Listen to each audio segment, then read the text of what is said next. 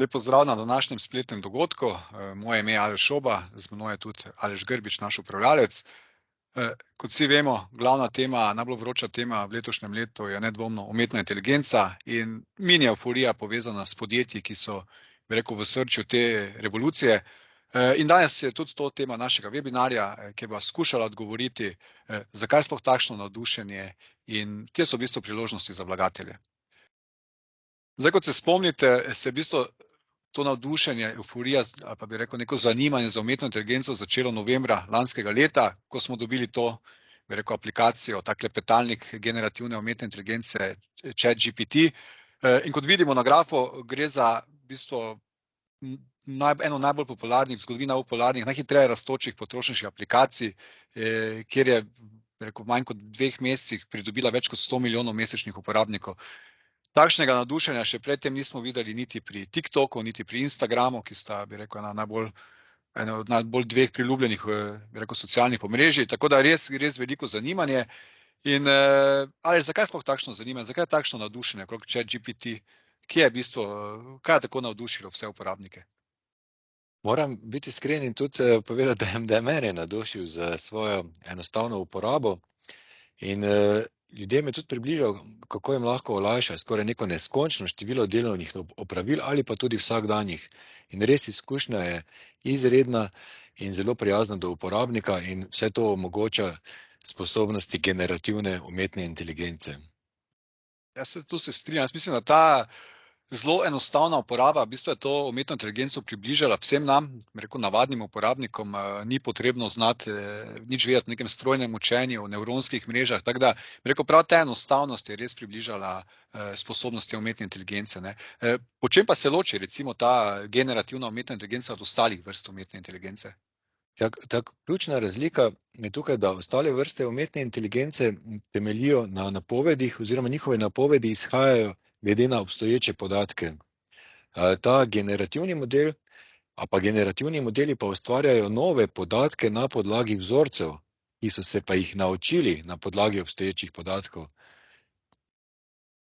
In mislim, možnosti uporabe so pa, koliko zdaj spremljamo, beremo, so pa neomejene, ne, torej na katerih, mislim, na kakšen način se lahko v bistvu ta generativna umetna inteligenca lahko uporablja?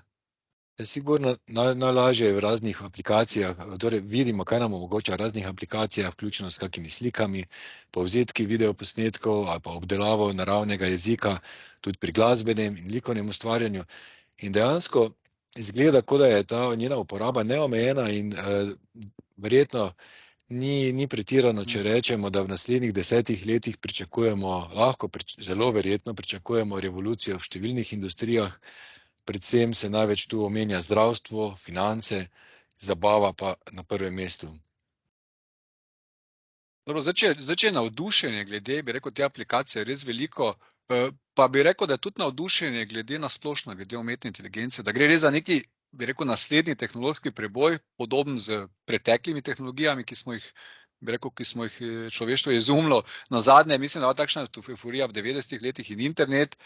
Tudi Bill Gates je tega mnenja, ne, primerja umetno inteligenco z iznajdbo, ne vem, osebnega računalnika, mobilnih telefonov, interneta. Torej, in kaj misliš, kako bo spremenila svet? Bo res tako pozitivno vplivala da bo okrepila gospodarsko rast, da bo povišala produktivnost gospodarstva? Ja, če rečemo, da ne bo prišlo do nekih regulatornih omejitev, izgleda, da ima umetna inteligenca odgovor na skoraj vsak problem. Ne uspe določenih čustvenih stvari, še ne uspe, ampak boljše je tako. In tudi ima sposobnost, da ustvari vsebino, ki je sploh ne ločimo od tiste, ki jo ustvari človek. In tudi ena zelo uporabna stvar je, da odpravlja te komunikacijske ovire med stroji in ljudmi. In to je eden največjih napredkov, iz katerega lahko pričakujemo zelo velike makroekonomske učinke. In če bo ta razvoj šel v skladu s temi optimističnimi pričakovanji, bodo od tega največ pridobila podjetja, ker jim bo prinesel ogromne prihranke preko hitrega pospeševanja te avtomatizacije nalog in posledično se tu pričakuje občutno nižji stroški in tudi višja produktivnost. In Goldman Sachs ocenjuje, da bi lahko v naslednjih 10 letih po uporabi generativne umetne inteligence vplivala na povišanje produktivnosti v Združenih državah Amerike malenkost manj kot 1,5 odstotne točke. Ampak tudi tu se opozarja, da ta vpliv bo odvisen od zmogljivosti in tudi potrebnega časa, da bojo lahko uporabniki v celoti izkoristili potencial, ki ga ponuja umetna inteligenca. Tu se meni postavlja vprašanje, kaj to pomeni za trg dela. Ne? Zdaj, tu vemo, tu je največji strah ponavadi, neke napovedi, koliko delovnih mest se bo avtomatiziral. Torej, kakšne so ocene, Aleš, koliko delovnih mest bi recimo ta generativna umetna inteligenca nadomestila v naslednjih 10 letih ali pa prihodnje? Ja, če bi se izpolnila ta pričakovanja, potem oziroma moramo vedeti trenutno stanje, da tudi v Združenih državah Amerike in Evropi, da je približno 2/3 trenutnih delovnih nalog oziroma opravil izpostavljenih do določene stopnje avtomatizacije s pomočjo umetne inteligence. In generativna umetna inteligenca bi lahko nekje nadomestila do 1/4 trenutnih delovnih nalog. In to, da se to preslika v delovna mesta, to je približno v svetovnem gospodarstvu gre za okoli 300 delovnih mest, ki bi jih lahko nadomestila generativna umetna. 300 milijonov delovnih mest. Dobro, to je res, ampak na drugi strani pa koliko izkušnje, zgodovine, ne, ko smo imeli te tehnološke preboje, ni vse zdaj tako negativno za trg dela, ne, ker navadno se tudi ustvarjajo neki novi poklici, nova delovna mesta in verjetno tudi pričakovanja tukaj na tem področju podobna. Ne. Verjetno ne bo ta tehnološki preboj neka izjema. Točno tako, kot vedno vemo, v življenju stvari niso nikoli črno-bele, ne. Tako je tudi tukaj, ne, in da dejansko z odpuščanjem pa opuščanjem določenih delovnih mest zaradi avtomatizacije se bo nekako zgodovini se je izkazalo, da so se izravnali z ustvarjanjem novih delovnih mest. In nastanek novih poklicev po tehnoloških inovacijah predstavlja, to pa je res zanimivo, večino dolgoročne rasti zaposlovanja. In tudi zdaj ta določeni dejavniki kot kombinacija visokih prihrankov pri stroških dela in ustvarjanje novih delovnih mest in tudi večje produktivnosti za delavce, ki niso odpuščeni, odpušča neko oziroma odpira možnost, kot rečejo, tako imenovanem produktivnostnem sponu. In tako se povečuje gospodarska rast, čeprav je težko napovedati, kdaj se bo ta vzpon zgodil. Mogoče lahko tudi nas čaka neko daljše obdobje blaginje. Ja, mislim, časovno je to res težko, se spomnimo se interneta, mislim, da je kar nekaj let trajalo, da so se ti pozitivni učinki poznali v samem gospodarstvu. Dobro, če gremo zdaj naprej na finančne trge, torej veliko navdušenja glede teh novih aplikacij, glede potencijala pozitivnega vpliva na samo gospodarsko rast. In bi rekel, to navdušenje se je preneslo tudi na finančne trge v letošnjem letu. Bi rekel, tiste teme, ki so dominirale lansko leto, inflacija, boj z inflacijo, možnost recesije, se malenkost umaknilo nazaj in predvsem ta podjetja, ne, ki so pač v srčju te revolucije, ne vem, predvsem Nvidia, pa mogoče Microsoft so se tu najbolj omenjala, so bolj ali manj zaslužna za ves letošnji donos. Vemo, globalni delniški indeks je pridobil več kot 10% v rekel, slabi polovici leta in bi rekel, je čutiti neko nadušenje. Torej, kakšen je tvoj komentar na dogajanje v letošnjem letu na delniških trgih? Ja, sigurno od lanskega strahu, pa ko nismo vedeli, kje se bo ustavila inflacija, dokot bojo šle centralne banke, so te stvari letos postale malo bolj predvidljive in tudi finančni trgi so bogato nagradili pač to novo zgodbo umetne inteligence in tu so predvsem, kot vidimo, najbolj bila nagrajena podjetja iz IT sektorja ali pa tako imenovane growth naložbe, tudi Tesla vidimo. Ampak moramo vedeti, da v preteklem letu so pa te naložbe precej trpele. In zavedati se moramo tega, ne, da nekako z uspešno implementacijo umetne inteligence, ki bo kasneje pomenila ogromne prihranke za podjetja, bojo ta morala ogromno investirati na tem področju. In zato se tudi finančni trgi se zavedajo, kdo bojo tisti prvi, ki bojo največ pridobili zaradi uporabe umetne inteligence, so tisti seveda, ki bodo prodajali bodisi programsko opremo, bodisi strojno opremo oziroma polprevodnike in tako imamo tu v ospredju delnice, smo imeli delnice proizvajalcev polprevodnikov in tudi ponudnikov programske opreme oziroma storitev in tudi IT storitev. No, vse to, kjera podjetja so bila, recimo, koliko imam jaz občutek, so znova ti največji igralci, največja podjetja znova nekako v spredju. Nekako to mislim, zakaj so ravno ta podjetja? Ja, to je Očitno je, ko si tako velik, da lahko investiraš samo, mogoče recimo 10 podjetij lahko toliko investira v določen razvoj, si razvijaš takšne konkurenčne prednosti in tu imaš Amazon, Microsoft, Alphabet, ki imajo dejansko njihov poslovni model zgrajen na tem, da imajo ogromne količine podatkov in tudi ogromno računsko moč, ki temu rečemo computing power in tudi tehnični talent, ki je potreben za razvoj velikega obsega modelov generativne umetne inteligence, ki jih potem lahko naprej ponudijo strankam. In zato se je tudi potrebno zavedati, kdo je bil tisti prvi. Prvi je bil Microsoft, ki je ponudil generativno umetno inteligenco pri vseh svojih storitvah in produktih obstoječim strankam. No, se poleg teh največjih podjetij pa tudi nekako, bi rekel, proizvajalci polprevodnikov so, bi rekel, tista podjetja, ki vsaj v začetni fazi so zdaj najbolj profitirala, ne. Mogoče še tukaj krajši komentar glede teh podjetij, ker vem, da dosti se je govorilo o Nvidii.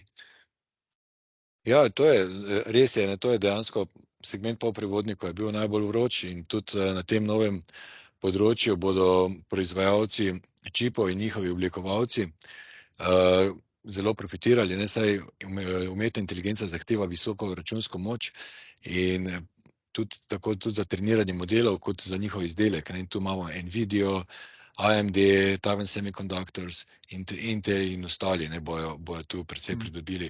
Vse to, če pač smiselno je posebej tu izpostaviti Nvidio, ki pač proizvaja te specializirane čipe, ki poganjajo podatkovne centre in ker se izvaja usposabljanje velikih modelov umetne inteligence in tudi prodajajo programsko opremo, ki je potrebna za to. Tako da brez Nvidije bi umetna inteligenca, predvsem generativna umetna inteligenca, ne bi mogla tako dobro poslovati. Ja, Nvidia je tu res ključno podjetje. V tem ekosistemu vidimo tudi letos skoraj 200% pridobila.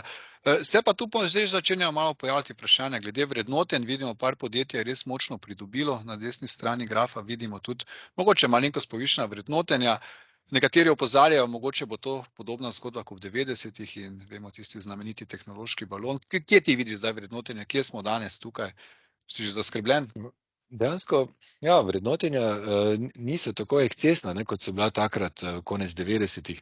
Moramo tudi vedeti, da imamo danes precej pripomočkov in da investitorji so precej bolj izobraženi, ampak kot kaže, ta vrednotenja še ne bojo prišla sedaj v ospredje, mogoče pri res določenih izpošljivih nekih eksces, ampak torej vrednotenja so občutno nižja, tudi nimamo znakov te manije, kot običajno se takrat pojavijo ti IPO-ji, ko smo na vrhu oblaznosti, tudi pospeški pri pri določenih delnicah, ja, pri večini še ne, tudi večina teh delnic ni dosegla novih najvišjih vrednosti, razen treh izjem. In zato mislim, da nismo še v tem pregretem obdobju. In tudi glede na to, da je makro okolje dokaj zahtevno, investitorji so bolj kot ne na strani. Ne, se strinjam. Se spomnim konec 90-ih, takrat so prihajala na borzo podjetja, samo da so imela v imenu .com in brez prihodkov, mislim, da vseeno ta podjetja imajo produkte, imajo storitve, gre za enkrat za čisto drugo zgodbo. Vemo pa, kak je, bi rekel, človeški nagon, rad pretirava, tako da je to potencial, da se ponovi zgodba v 90-ih, ampak se strinjam, mislim, da še nismo tam, mogoče kakšno podjetje. Zdaj pa za konec, seveda glavno vprašanje, kako se naj vlagatelji izpostavijo do te, bi rekel, naložbene zgodbe. Vemo, imamo dva sklada, ki sta dokaj blizu tej temi, torej Infond tehnologija in Infond Megatrendi. Ti samo upravljaš Infond tehnologijo. Kako bi komentiral izpostavljenost tega sklada do bi rekel, umetne inteligence? Res je, oba naša sklada sta izpostavljena do umetne inteligence.